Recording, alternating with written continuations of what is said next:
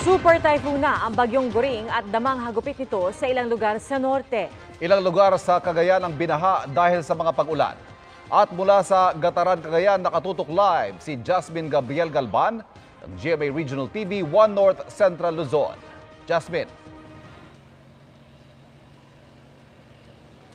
Pia Ivan, maghapong naranasan ang malakas na buhos ng ulan sa malaking bahagi ng Cagayan dahilan para malubog sa baha ang ilang kabahayan sa iba't ibang mga bayan.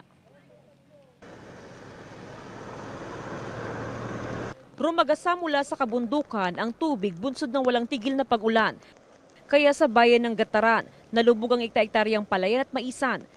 Sa bayan ng Baggaw, hindi na madaanan ng Bagunot Bridge. Lubog din ang ilang paaralan at establishmento.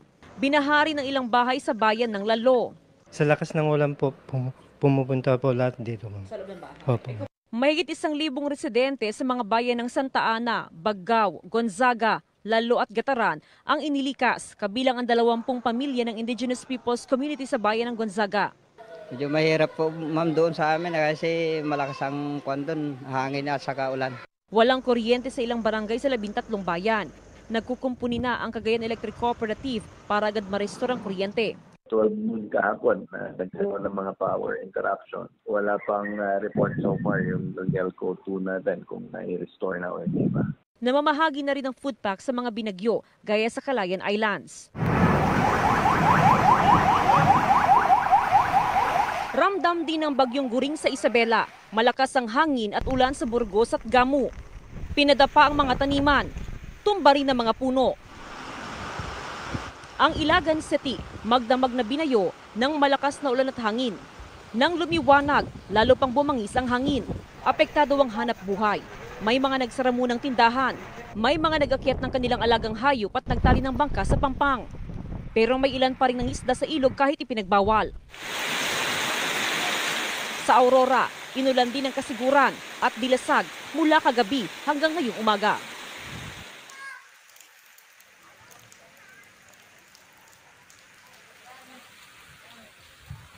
Ivan, sa ngayon nagpapatuloy pa rin yung paglikas sa ilang residente, partikular sa bayan ng Baggaw. Samantala, tuloy-tuloy pa rin yung distribution ng relief pack sa mga apektadong residente.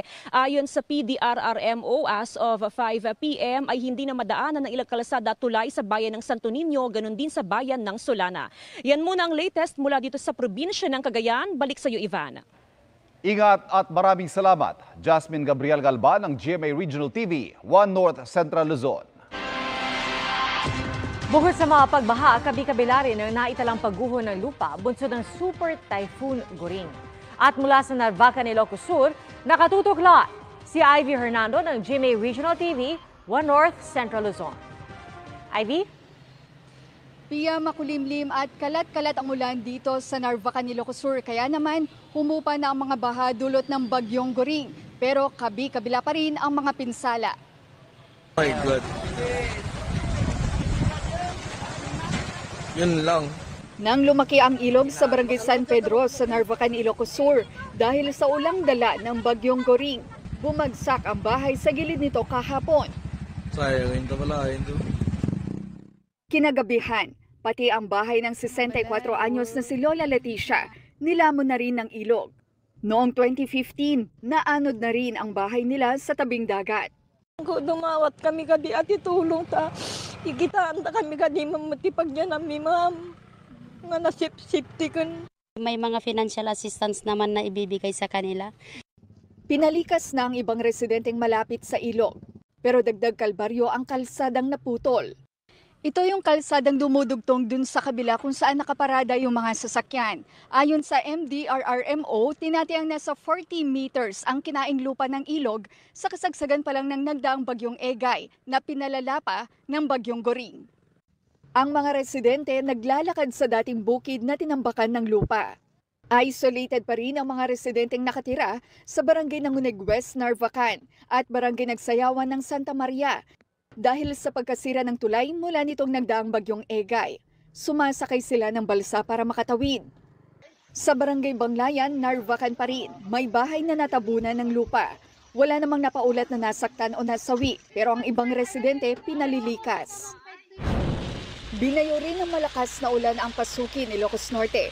Halos mag-zero visibility ang mga kalsada.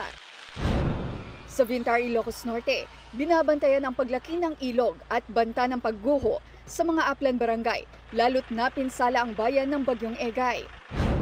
Sa Peñarubia, Abra, sarado muna sa trapiko ang isang bahagi ng provincial road dahil sa gumuhong lupa at riprap. Umapaw raw ang sapa at kanal kaya lumambot ang lupa.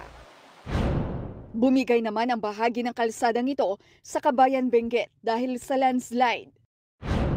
Sa Botolan, Zambales naman, bumigay ang ilang bahagi ng Carael Bridge, kaya isinara muna sa mga motorista. Mahina na raw ang pundasyon ng tulay lalo kapag malakas ang ulan. Pia Ivan, nasa 25 pamilya mula sa 4 na barangay ang nasa evacuation areas. Ang iba nakituloy sa kanilang mga kaanak. May kuryente naman pero dito sa barangay San Pedro, walang tubig dahil yung tubo ng tubig nasira sa pagguho ng lupa. Yan ang latest, balik sa inyo.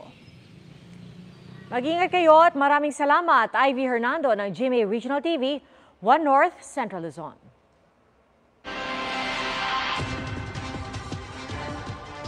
Magandang hapon mga kapuso, narito na po ang latest sa lagay ng ating panahon.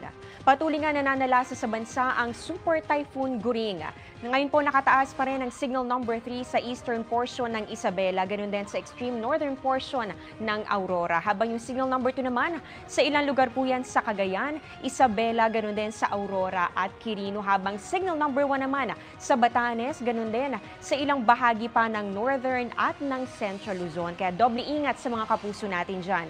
Bukod sa Bagyong Goring, patuloy ring magpapaulan yung hanging habagat na patuloy namang hinahatak ng Super Bagyong Goring. Base po sa datos ng Metro Weather, malaking bahagi ng Luzon ang uulanin bukas, lalong-lalo na po pagsapit ng hapon. May mga malalakas sa ulan dito yan sa Mimaropa, pati na rin sa ilang bahagi ng Bicol Region, ganoon din dito sa Northern at sa Central Luzon. Halos buong araw naman ang ulan dito po yan sa Panay Island, pati na rin sa Negros Provinces. Paghandaan po yung heavy to intense rains at ganun din inaasahan yan dito sa Leyte Provinces. At para naman sa Metro Manila, nako, posible rin po ang mga pag-ulan bukas kaya huwag kalimutang magdala ng payong kung merong lakad. At yan muna ang latest sa lagay ng panahon. Ako si Amor La Rosa. Ito ang GMA Integrated News Weather Center. Maasahan anuman ang panahon. Lamang sa isang barangay sa Maynila, ang pagnanakaw ng mga kable na nagiging dahilan ng aksidente. At nakatutok si Katrina Son. Isang linggo matapos matumba ang mga posting ito sa Barangay 410 Sampaloc, Maynila, nakakalat pa rin ang mga kawad sa gilid ng daan. May mga kable namang nakasabit pa pero putol na. Ang natubang poste ng telco at hindi para sa kuryente tulad ng una naming iniulat. Sa investigasyon ng mga otoridad, ang sanhi umano ng pagkatumba ng poste ay di lang dahil sa truck. May kabataan na nagnakaw po ng kable. Tapos pinutol po nila, lumawit. Tapos habang dumadaan yung mga sasakyan, unti-unti nahihilang. Bago raw ang insidente, 6 na kabataan ang nasita ng mga taga-barangay. 4 sa kanila, menor de edad. Ayon kay Kagawad Froilan de la Cruz, pinuputol ng mga kabataan ang mga kable at binebenta. Agad naman daw pinakawalan ng mga menor de edad. Pero malaki raw ang naging epekto ng insidenteng ito sa mga residente. Isa po kami doon sa walang internet hanggang ngayon. Meron po akong nagtatrabahong anak, work from home. Nakipag-ugnayan na raw sila sa mga telco ngunit aabutin pa raw ng ilang araw bago maayos ito. Sa ngayon, pinaigting ng mga otoridad ang pagbabantay sa lugar para di na ito maulit. Sinusubukan pa namin kunin ang panig ng telco. Hindi naman nadamay sa insidente ang poste ng Meralco, pero may paalala sila sa mga motorista. Palagi namin sinasabi na dun sa mga drivers ng mga malalaking sasakyan na ito, maging ito ay truck or any other huge vehicles plying the roads, na mag-iingat po pag mataas na poste. Yan yung sa Meralco, yung mas maiikli, mas maliliit, yun ang kadalasang mga telco poles. Madidistinguish mo naman Saka yung sa Meralco, mataba yung poste, no? Konkreto.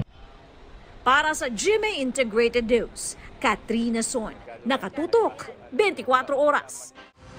Menor de edad sa Navotas, binugbog umano ng mga tauhan ng Maritime Police. Nakatutok si Marisol Abduraman. Nagkasugat at pasa sa ulo at iba't ibang parte ng katawan ang isang lalaking 15 anyos sa Navotas. Sumbong ng kanyang ina sa Navotas Police, binugbog daw ang bata noong Biyernes ng hapon na mga umaresto daw sa kanyang mga umano'y Maritime Police. Hinuli yung victim dahil may nawawalang cellphone daw. May humataw sa kanya sa likuran. At the same time may sumipa rin. Yun ang pagkakasalaysay dun sa kanyang statement. Matigas na bagay daw, blunt. Kung baseball bato, kasama rin yun sa isang titingnan namin ng investigasyon. Agad daw nilang dinala sa ospital ang bata. Sinamahan daw ng Navotas Police ang bata sa tanggapan ng Maritime Police para matukoy kung sino ang nanakit sa kanya. Pero sabi ng pulis, wala sa mga naroon ang nanakit sa biktima. Pero matapos daw magbigay ng salaysay ang bata, bigla umunong matras ang nanay sa paghahain ng kaso. Hindi niya na daw itutuloy. Kaya yun ang isang kinadidismaya din ng ating mga investigador dito. Apparently, may kumausap yata sa kanya from some sort of namagitan. Yun kung minsan yung tinatawag namin na nagkaka-aregluan o ayusan sila. Pinuntahan ng GMA News ang bahay ng biktima pero walang humarap sa amin kahit anong katok namin. Nakausap namin sa telepono ang ina at kuya ng biktima pero tumanggi sila magbigay ng anumang pahayag hinggil sa nangyari. Pero kahit umatras na o ayaw nang magreklamo ng ina ng biktima, hindi pa rin daw ligtas sa asunto ang gumawa o mga gumawa nito. Kaya patuloy ang investigasyon ng Navotas Police. Para sa GMA Integrated News, Marisol Abduraman, nakatutok 24 oras. May shadowing o pagbuntot ng Chinese vessel sa resupply mission ng BRP Laguna sa Pag-asa Island ayon sa AFP. Nakatutok si Joseph Moro. Hindi naging madali ang resupply mission ng BRP Laguna sa Pag-asa Island sa Kalayaan na tumulak noong Martes at kaninang umaga lamang nakadikit sa pier. Lulan din ito ang ilang residente ng Pag-asa. Bago makarating sa Pag-asa Island sa Kalayaan ng BRP Laguna na may resupply mission doon, nasiraan ito sa gitna ng laot at binuntutan pa ng mga barko ng China hanggang sa makarating sa isla. Kinumpirma ng isang mapagkakatiwalaang source ng GMA Integrated News na sinabayan daw ng Chinese vessel ang naglalayag na barko ng Philippine Navy. Pero sinabayan daw ito ng BRP Gregorio del Pilar hanggang sa ligtas na makarating sa Pag-asa Island. Ayon sa isa pang source, sinabayan din ng China Navy Warship 630 ang BRP Laguna hanggang sa makarating ito sa Pag-asa Island. Lagi nila itong ginagawa ng China sa resupply missions sa Pag-asa Island. Kinumpirma ni AFP Chief of Staff General Romeo Browner Jr. ang shadowing o pagbuntot na ito ng China. Patuloy raw na kinokondena ng Pilipinas ang mapangahas at delikadong taktika ng China Coast Guard at Chinese Maritime Militia sa South China Sea. Magiging regular na raw ang mga resupply mission sa kabila ng banta ng China tulad ng pambobomba ng tubig at radio challenge. Pero dahil sa dalawang insidente na yan, sabi ni Browner, tila malabo na raw na matuloy ang inanunsyo ng AFP noong Hulyo na posibleng military exercise kasama ang China. Para sa GMA Integrated News, Joseph Morong, nakatutok 24 oras. Inimbestigahan ng QCPD ang nahulikam na pananakit at paglalabas ng baril sa isang siklista. Sa video na ito na kumakalat online, makikita ang kumabig pa kanan ng pulang kotse at nasagi ang isang siklista. Buwaba nagmamaneho ng sasakyan. Binatukan ng siklista at naglapas pa siya ng baril. Sumuko na sa pulisya ang motoristang si Wilfredo Gonzalez. Nangyari daw ang insidente noong August 8 at nagkapatawaran na raw sila noon ng siklista at gumawa pa raw ng kasunduan. Siya pa nga umano ang nagpatawag ng pulis. Isinuko ng motorista ang kanyang baril at sasakyan.